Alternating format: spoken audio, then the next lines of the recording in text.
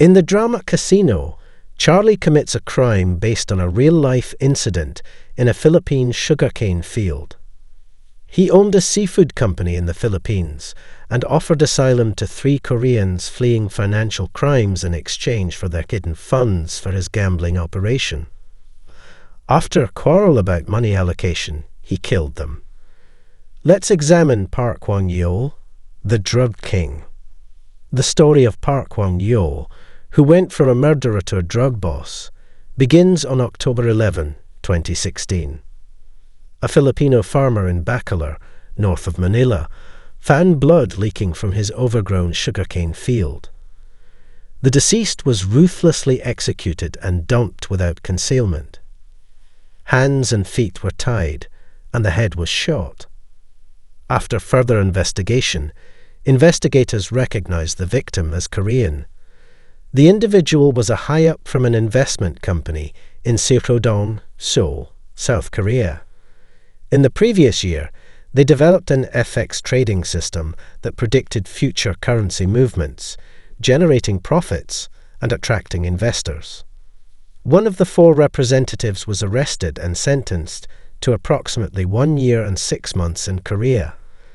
After a year of constructing the corporation and facing police harassment for unlawful fundraising, Mr. Park, Mr. Meng, and Mr. Shim escaped with 13.8 billion, won from 260 investors.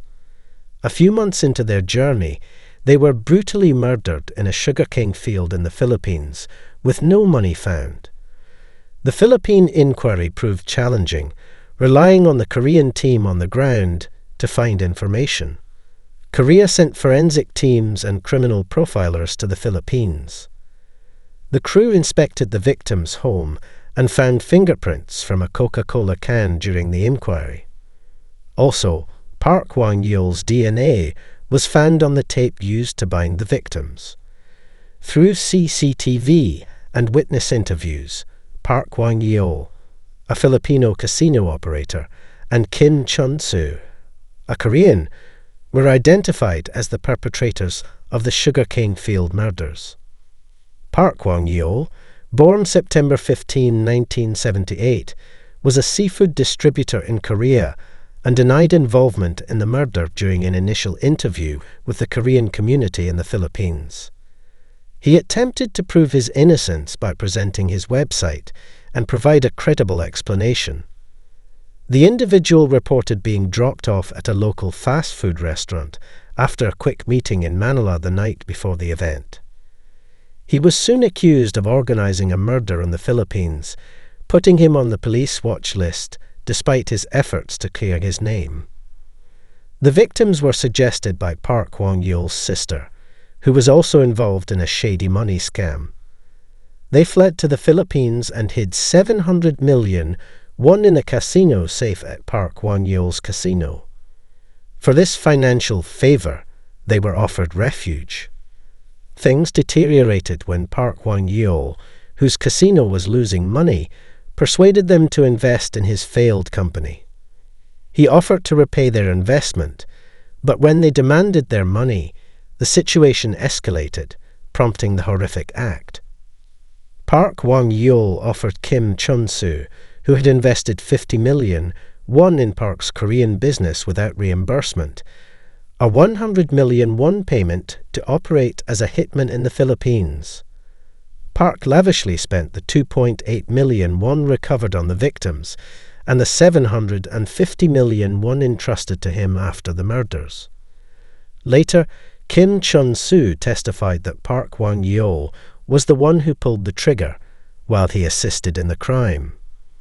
Park Kwang-yeol, shockingly confident, underestimated both the Philippine and Korean police. However, his identity was revealed quickly. Kim Chun-soo was detained upon returning to Korea, whereas Park remained in the Philippines and was not readily caught. However, Korean Desk Inspector Lee Ji-kun's determination helped. By analyzing a napkin from Park Kwang-yeol's girlfriend's social media snapshot, he identified a restaurant in a Manila condo. Finally, 37 days after the incident, Park Hwang-yeol was arrested on November 17. However, this arrest was only the beginning of the case.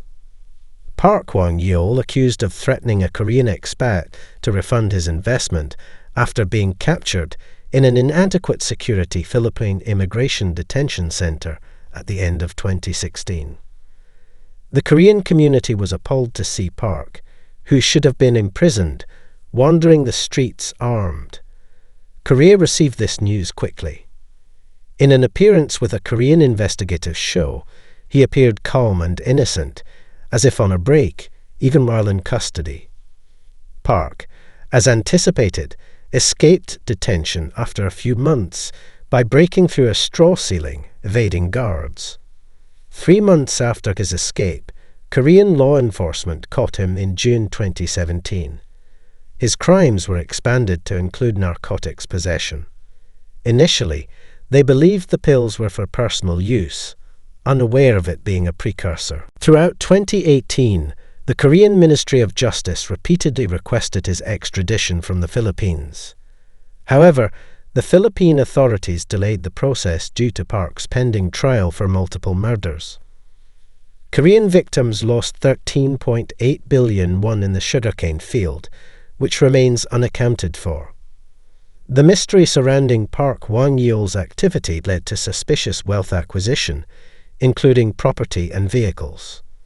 On trial in the Philippines in 2019, Park made a second escape attempt by busting through the bathroom vents during a court recess. Park's escape was aided by a police officer who permitted him to eat en route from the courthouse when his girlfriend requested it. The restaurant owner then disclosed that the police were aware of Park's escape, but did not respond quickly, promoting rumors that it was not an oversight, but a premeditated conduct by some Philippine police members. Korea wanted Park extradited, but he disappeared in the Philippines. Park had a partnership with Sarah Kim, a notorious drug kingpin in Southeast Asia, during his 2-year imprisonment before his escape. According to a Filipino native, Park Hwang-yeol was active in drug trafficking in prison before his initial breakout. After learning secrets from Kim Hyung-reol, he agreed to transport drugs to Korea and share profits in exchange for escape and authority. Park attempted to smuggle drugs into Korea while at Bicutan Detention Center, a poorly kept secret among the Korean community in the Philippines. A Korean expat delivering a package for Park started to doubt its contents. The foreigner discovered a large amount of narcotics in an iron and reported it immediately.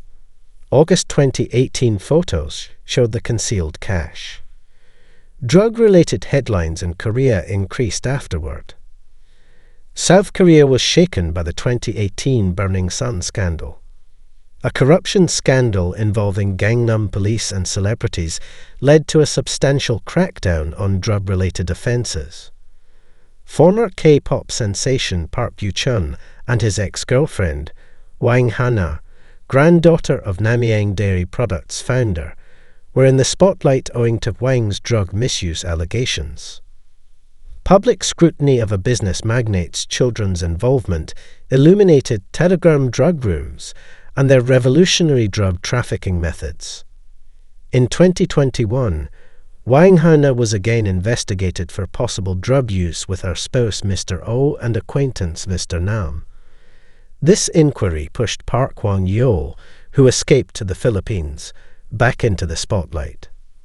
Wang Hana's buddy Mr. Nam was connected to the Vatican Kingdom, a powerful sales network in the Telegram drug trade in South Korea. These new drug organizations enabled easy internet drug purchases during the COVID-19 pandemic. The individual behind the Telegram ID Vatican Kingdom was arrested after Wang Hana disputed all charges when her arrest warrant was examined. On January 21, 2022, Wang Hana was sentenced to 1 year and 8 months in jail. A 26-year-old controlled Vatican Kingdom, a narcotics operation targeting teens and young adults in South Korea through various Telegram channels. Baek Wang-yeol led this massive narcotics network. Baek Wang-yeol, as Sangsun, a telegram drug supplier, produced methamphetamine in the Philippines through Haitian, a middleman.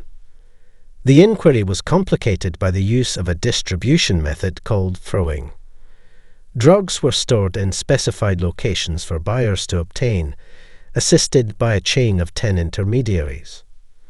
South Korea, traditionally known for little drug circulation, was rocked by Park Wang-yeol's involvement in trafficking 60 kilograms of drugs monthly, worth roughly 30 billion won.